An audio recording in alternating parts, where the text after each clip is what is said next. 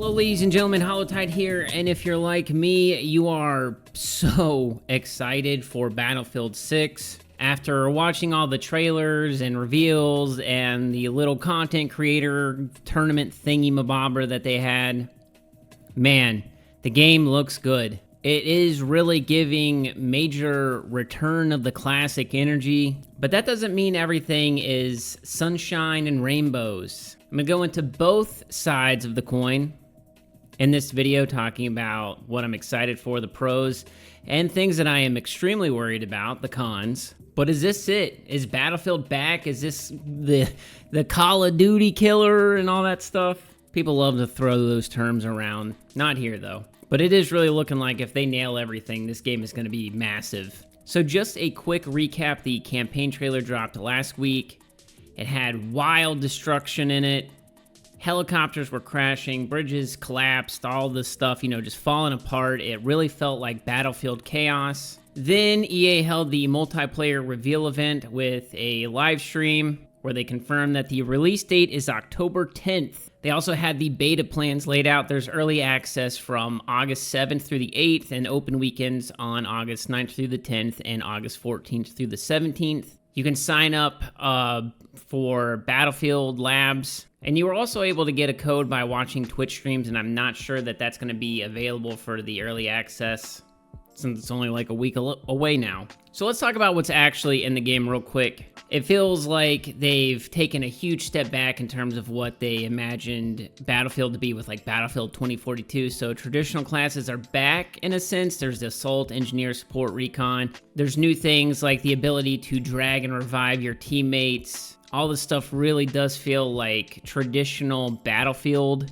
I believe they also said that it's the most destructive Battlefield ever, which, thinking of Bad Company 2, I love that game and how you could just completely change how the map looked. You could demolish pretty much anything building-wise in that game. So I'm interested to see how destructive everything is, because some of these maps, like Cairo with all the buildings and stuff, I'm not sure that it could truly be the most destructive. One of the things that have split players is the movement. They've said that it's improved mobility, tactical gunplay, team gap closing, stuff like that. And a lot of people think that it's actually, the movement is too fast, like you're able to slide and shoot and stuff. I've seen a lot of people complain about that. But honestly, I think it looks pretty thoughtful movement-wise. It feels, people were saying it was clunky, and honestly, I don't think that that's necessarily a bad thing in a game where it's supposed to be kind of realistic. Like, you're not just some super soldier who there's no like weight behind your actions. So I'm not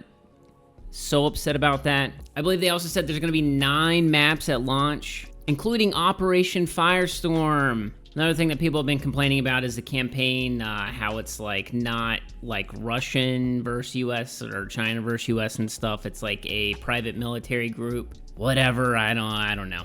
A lot of the community and critics' reactions have been fairly positive. I think Polygon had a preview where they said it was a throwback to Battlefield 3 and 4 and it appears to deliver on veteran fans' expectations. But then they also say, is it enough to hook the newcomers? A lot of people have been comparing Battlefield 6 to Call of Duty. Windows Central actually says that it's like a direct opposition to Call of Duty's pop culture stuff, monetization and everything.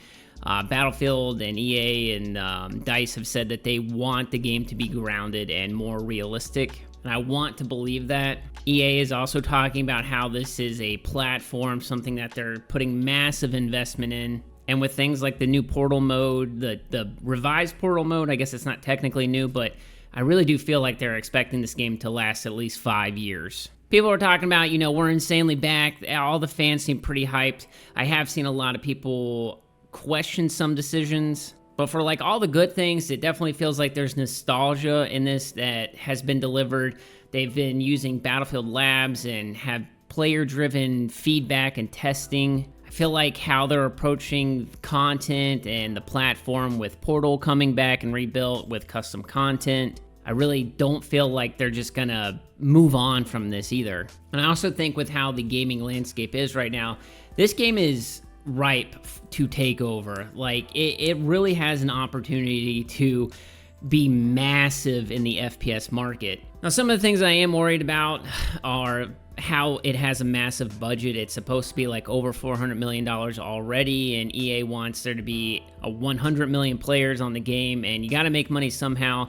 I think that the normal version of the game will not be $80. I think it's going to be $70. I know that the single player campaign has had a lot of problems as well, and people are talking about, will it ship, you know, half-baked, or will it be like different installments and they'll release different parts of the campaign as time goes on. One of the things that I'm not sure, I actually am sure I do not like, is that any class can equip any weapon.